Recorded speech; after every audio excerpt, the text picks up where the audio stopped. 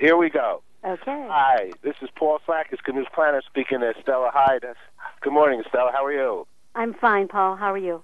Okay, good. You're the AARP Pennsylvania State President. Congratulations. Thank we you. love AARP, and you're boy, you've done a lot of good things. You're a real nurse. Yes, I am, truly. I think from birth, what got you into nursing? Because you've been a professor, you've been with the reserves, with the Army, you've done real nursing. What made you become a nurse? Actually, I had been in the hospital numerous times myself and decided that I wished I had gone into nursing instead of business, and so I changed. Wow. Okay. So you lived it firsthand, and you saw the wonderful people doing what they do. Right. I became very inspired and decided that was it.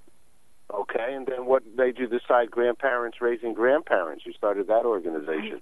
Well, I have a granddaughter that we have had with us since she was just around a year old.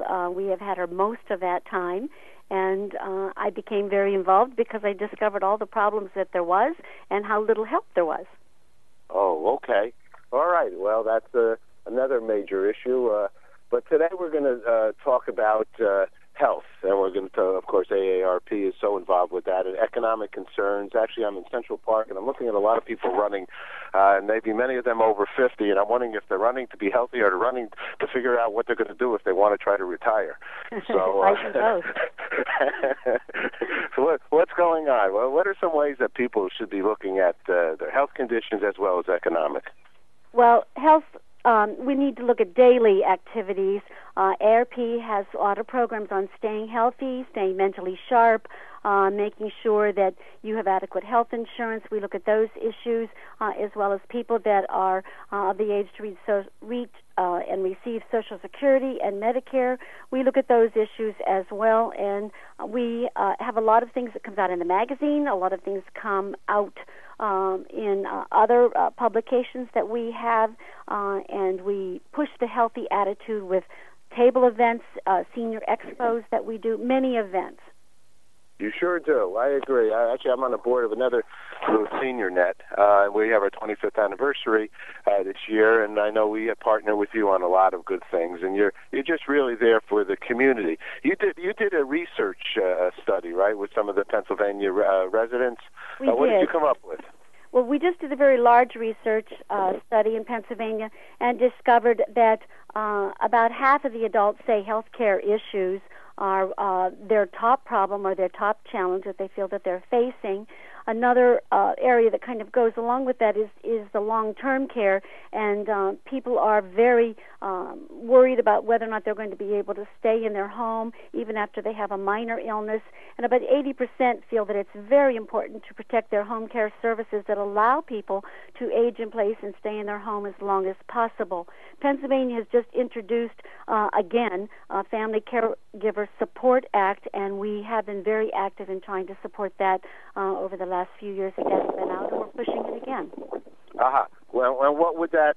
What does that entail, and what is the opportunity for the citizens of Pennsylvania in this regard? Well, this piece of legislation allows a family member or a friend or neighbor or anyone who can come in and check on you or give you some assistance. It allows them to be reimbursed. At least it's a small amount, but it's a reimbursement. So it pays them for their time and their efforts. It also has money in there to make improvements to your home, such as putting grab bars in the bathroom and the showers areas, and assisting people with other areas and devices around their home to make it so that they can stay there and not have to worry about problems with wheelchairs and walkers and those types of things. Oh, this is fantastic. I do many stories on this specific subject. We just did one with Kohler about putting grab bars in there. These are just such practical realities that if we can do them, we're going to, not going to maybe break a hip or something, right? Right. And I did do that. Oh, you did? Oh, I tried that, too. You're an experience. You speak from experience. I do speak from experience. So, and in essence, it's maybe, as you say, maybe it's not the entire plumbing job, let's call it. But, it's the inspiration, just even a little. And I think there's so many worker bees who have older folks to begin with and are older folks that are willing to do whatever they have to do. They know this is so important, right?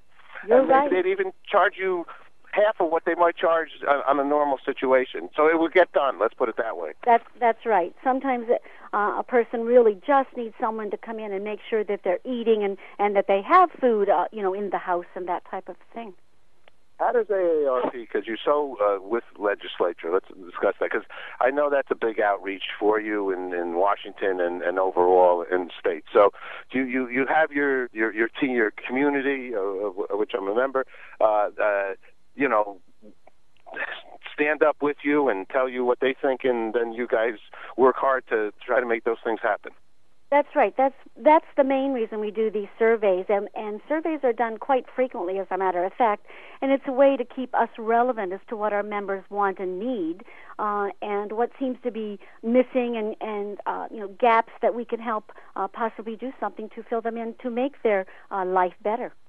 On your website section, is there ways of interacting with it? There is.